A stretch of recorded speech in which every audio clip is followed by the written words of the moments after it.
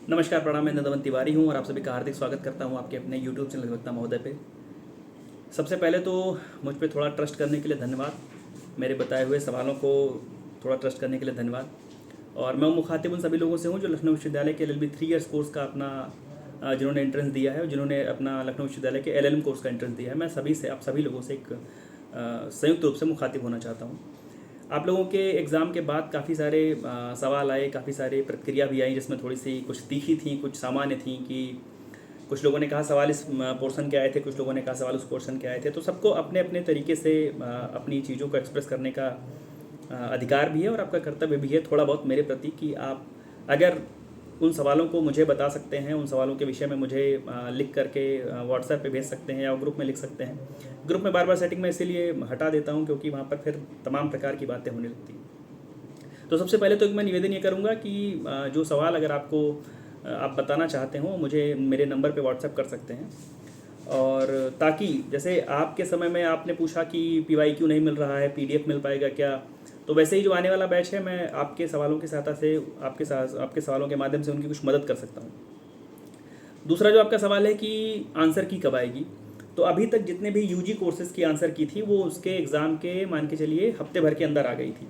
तो जिन भी लोगों ने मुझसे LLB 3 ईयर्स कोर्स में LLM कोर्स में पूछा है अभी तक, मैंने अगर किसी ने मुझसे पर्सनल व्हाट्सएप पर पूछा है तो मैंने उससे भी यही कहा कि सप्ताह भर के अंदर आ जाएगी।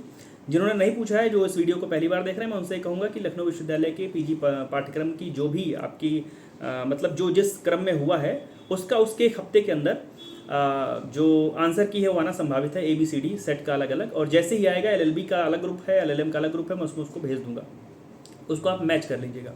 तीसरी जो सबसे बड़ी आपके समय की हेडेक है और जिसको लेकर के आप लगातार चर्चा कर रहे हैं, इधर उधर देख भी रहे होंगे, कट ऑफ को लेकर के। कट ऑफ को लेकर के मैं एक चीज़ ये बताऊं कि 2 वीडियोज़ हैं LLB के अलग, LLM के अलग, जो मैं डिस्क्रिप्शन में उसके लिंक दे रहा हूँ। खैर वो 1 साल पुरानी वीडियो हैं, लेकिन ये मान के चलिए कि 90 से 95% जो कट ऑफ है वो उसी के इर्द गिर्द रहने वाली है। एग्जैक्ट कट ऑफ के लिए मुझे एक दिन का समय इसलिए और चाहिए क्योंकि कितने लोगों ने एग्ज़ाम दिया था और बहुत सारे लोगों से इसीलिए बात करनी पड़ती है। मैं इसीलिए चाहता हूँ कि सार्थक बातचीत हो, मैं इसीलिए चाहता हूँ कि आप सभी उसको कटाक्ष करने के तौर पर नहीं, किसी के सवाल को, किसी के बताए हुए सवाल को, जवाब को काटने के लिए नहीं, आप स्वस्थ मानसिकता से आपको जो लगा है, आपको लगता है कि पॉलिटी के 14 सवाल आए थे, या आपको लगता है कि LLM में जूरिस्प्रूडेंस का इस प्रकार का सवाल आया था, इंटरनेशनल लॉ का इस सवाल आया था, कठिन था कि सरल था, तो जिस प्रकार से आप मुझे जितना शालीनता से और जितने आराम से उस चीज़ों को बताएंगे तो उतना आसान होगा मेरे लिए उसका आकलन करना। और मैं आकलन करने वाला कौन होता हूँ, तो विश्वविद्यालय के द्वारा जो कट ऑफ जारी होती है वही होती है। लेकिन यह है कि करीब 6 से 7 वर्ष का अनुभव रहा है, जिसमें LLB 3 ईयर्स कोर्स के LLM कोर्स के कट ऑफ को लेकर के हम लोगों ने बात की है। और आप सभी के स्नेह आशीर्वाद के द्वारा ये रहा कि जो कट ऑफ हम लोगों ने जिसका ऑब्जर्वेशन किया था वो कट ऑफ लगभग अक्षरशा मैं नहीं कहूँगा, लेकिन मान के चलिए कि 98 से 99% वहीं रही। और एक सामान्य, अगर मैं बोलूँ कुछ मोटा मोटा आंकड़ा अगर पकड़ने वाली बात, तो ये मान के चलिए कि LLM के कोर्स में अगर आप 75 सवाल के आसपास करके सही सवाल करके आए हैं तो आप सुरक्षित हैं। ऐसा नहीं कि 75 पे बहुत लोग मिले। कल जब पेपर के बाद मेरी बहुत लोगों से बात हुई तो कुछ लोगों ने कहा कि मेरे 80 सवाल सही हैं। तो एग्ज़ाम सेंटर के बाहर निकल के आपको लगता है कि आपके 80 सवाल सही हैं, जब आप पहली बार मुझसे बात कर रहे होते हैं, किसी से पहली बार बात कर रहे होते हैं। तो मैं तो बात नहीं काटना चाहता हूँ, लेकिन जब 4 कैंडिडेट्स आपस में बात करते हैं तब उनको लगता है कि नहीं 80 तो मुझे लग रहा था, मेरे तो 78 सही है, 75 सही है, 70 तक लोग आ जाते हैं। तो वो लोग जो मेरे आसपास रहते हैं, जिनसे मेरे फ़ोन पर भी बात हो जाती है, जो मुझे व्हाट्सएप भी कर लेते हैं, उन लोगों का मैं बताऊं तो चाहे वो LLB कोर्स हो चाहे LLM कोर्स हो, मैं दोनों लोगों के लिए संयुक्त रूप से बता रहा हूं कि शुरुआत में लोगों ने 80 तक बताया था, 82 तक बताया था, और शाम होते होते, दिन बीतते बीतते वो 80-82 वाले 75 पर 74 पर आ गए हैं।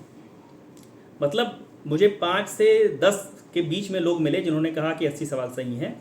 LLB में जबकि ज़्यादा लोग मिले, LLB में 80 वाले ज़्यादा लोग मिले। LLM में मुझे बहुत गिनती पर याद है कि 5 से 10 लोग मिले जिनके 80 सवाल के करीब सही थे, लेकिन वो संख्या घट गई।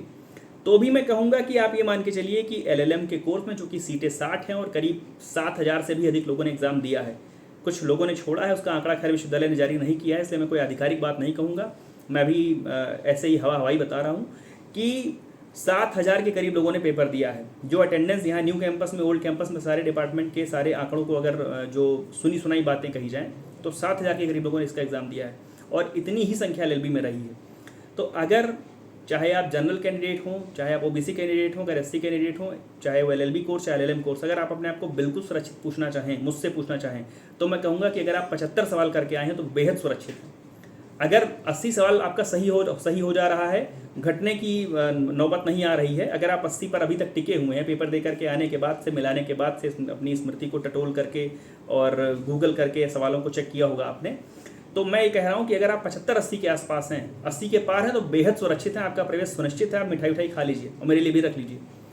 अगर आप 70 से 75 के बीच में हैं तो 70 से 75 के बीच में ओबीसी एससी बिल्कुल सुरक्षित हैं। 70 से 75 के बीच में ओबीसी एससी बिल्कुल सुरक्षित हैं। एलएलएम के स्थिति में ईडब्ल्यूएस भी बिल्कुल सुरक्षित हैं। लेकिन अगर 70 से नीचे जनरल है या 70 से नीचे ईडब्ल्यूएस है तो एलएलबी में, एलएलएम में, दोनों में आपके लिए सुरक्षित हैं। आप पहली कट ऑफ में होना बड़ा मुश्किल हो जाएगा। तो मैं ये कहूँगा कि अगर आप 75 से 80 के पास हैं, किसी भी कैटेगरी के हैं, तो आप बहुत बढ़िया हैं। ओबीसी के लिए एलएलबी में कम से कम 70 सवाल, ओबीसी के लिए एलएलएम में कम से कम 70 से 75 सवाल, और एससी कैटेगरी में 65 सवाल। अगर आपका 65 के आसपास आप एलएलबी में करके आए हैं और 65 से 70 के बीच में एलएलएम में करके आए हैं तो सुरक्षित हैं आप। अगर मैं जल्दबाजी में कुछ आंकड़े में थोड़ा बहुत ऊपर नीचे करके आऊँगा तो उसको थोड़ा समझ लीजिएगा, डांटिएगा नहीं। मैं आपके सुझाव मांगता हूँ, तो सुझाव जरूर दिया करिए।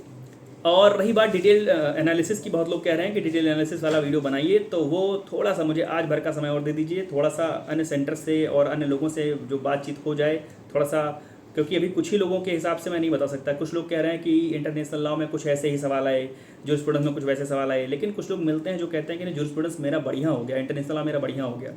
एलएलबी में बहुत सारी भ्रांति है। एलएलबी में कुछ लोगों ने कहा पॉलिटी से बिल्कुल सवाल नहीं आए। अब मॉडर्न हिस्ट्री और पॉलिटी का जो आपस का सामंजस्य टकराव है, बहुत सारे लोग पॉलिटिकल साइंस को पॉलिटी समझते हैं। मैं वीडियोज़ में बार बार कहता था, बहुत सारे लोग मॉडर्न हिस्ट्री की तैयारी को, जीएस की तैयारी को पॉलिटी मानते हैं। तो सबका अपना अपना ढंग है भैया, उसको आपस में आप लोग टकराव मत करिए, कमेंट बॉक्स में आकर के लड़िए नहीं। जिसने मुझे बताया है, कुछ लोग कह रहे थे कि आपने मुझसे सवाल नहीं पूछा, तो भैया मैं आपको नहीं पहचान रहा था। आप मेरे पास अगर एक बार आते और कहते कि मैं तुम्हें जानता हूँ और मैं सवाल बता सकता हूँ, तो मेरे लिए बहुत बढ़िया होता और बहुत अच्छा लगता मुझे अगर आप मुझसे मिलते। बहुत सारे लोग मुझसे मिले, बड़ा अच्छा लगा उनसे मुलाकात करके, चाहे वो एलएलबी का एंट्रेंस रहा हो, चाहे एलएलएम का एंट्रेंस रहा हो, और मुझे इसकी उम्मीद भी थी कि लोग मिलेंगे और सवाल बताएंगे। खैर, जो हो गया हो गया। मैं ये कहूँगा कि अगर आपके पास कुछ ऐसे सवाल हैं तो निवेदन है कि वो लिख करके आप मुझे व्हाट्सएप पर भेज दीजिए। मेरा नंबर मैं डिस्क्रिप्शन में लिखे दे रहा हूँ, और अगर आप बताना चाहते हैं तो अच्छी बात है, क्योंकि आगे के लिए मदद में आ जाएगी और लोग अपना कम से कम सवाल चेक भी कर लेंगे जो लोग अन्य लोग हैं। दूसरी बात, कट ऑफ को लेकर के मुझे बस आज भर का समय दीजिए। कल उसका जो डिटेल्ड एनालिसिस है और एक एक कैटेगरी वाइज किसको क्या होना है, कैसे क्या करना है, वो सब बता दूंगा। अभी बिल्कुल परेशान होने की आवश्यकता नहीं है कि क्या होना है क्या नहीं होना है। चाहे आप एलएलबी के कैंडिडेट रहे हो, चाहे एलएलएम के कैंडिडेट रहे हो, साफ साफ जान लीजिए कि सबसे पहले आपकी आएगी आंसर की आने के बाद आप लोग मैच करिएगा। उसके बाद एक प्रोविजनल मेरिट लिस्ट पूरी आएगी, लंबी चौड़ी, मतलब 1 से लेकर के 100, 200, 500, 1000 जितने आदमी ने पेपर दिया है, सबकी एक लंबी चौड़ी लिस्ट आएगी। उस लिस्ट से हम लोग थोड़ा सा कट ऑफ का अंदाज़ा लगा पाएंगे।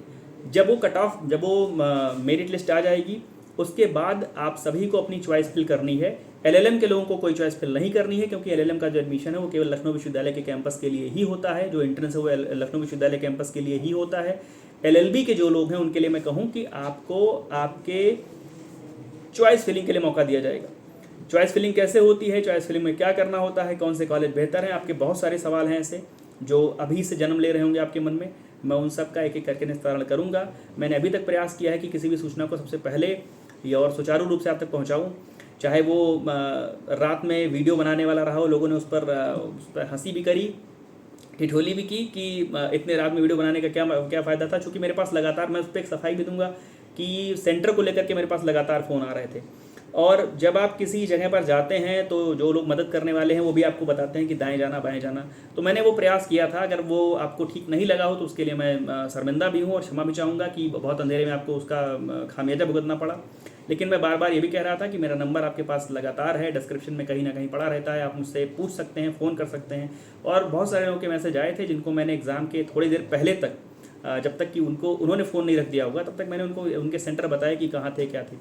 कुछ लोगों ने कहा कि ये ब्लॉग बना रहे हैं, कुछ ना कुछ डाल रहा है, ऐसा है वैसा है। तो मैं कोई ब्लॉग नहीं बना रहा हूँ, मुझे ब्लॉग करने का या कुछ ऐसा नहीं है। मैं बस आपकी मदद करना चाहता हूँ और आप विश्वविद्यालय में आएंगे, चाहे LLB कोर्स में आएंगे, LLM कोर्स में आएंगे, हो सकता है आप मुझसे मिलें ना मिलें, लेकिन आपको मेरे विषय में थोड़ी बहुत जानकारी होगी कि मैं ब्लॉगिंग में इंटरेस्ट नहीं रखता हूँ कि मैं रात के अंधेरे में कुछ दिखा रहा हूँ आपको तो उससे मेरे व्यूज़ बढ़ जाएंगे। मुझे बिल्कुल फ़र्क नहीं पड़ता कि व्यूज़ आ रहे हैं कि नहीं आ रहे हैं, क्या व्यूज़ आ रहे हैं आप सब देख रहे होंगे।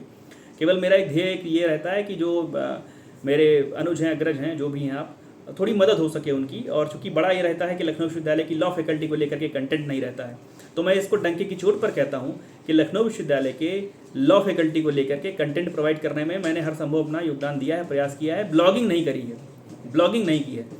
हाँ, कुछ ऐसे वीडियो जरूर डाले हैं जिसमें लोग बाद में उनको अच्छा लगता है, वो बताते हैं कि इस वीडियो में मैं भी था, उस वजह से डाला है। खैर, इन सारी बातों से आपको कोई वास्ता नहीं है, ये सब मैं अपने दिल की बात कह रहा हूँ। आपके लिए वास्ता केवल इतनी बात से है कि कट ऑफ बहुत जल्दी, मेरिट लिस्ट बहुत जल्दी आएगी और उसके बहुत पहले आंसर की आ जाएगी।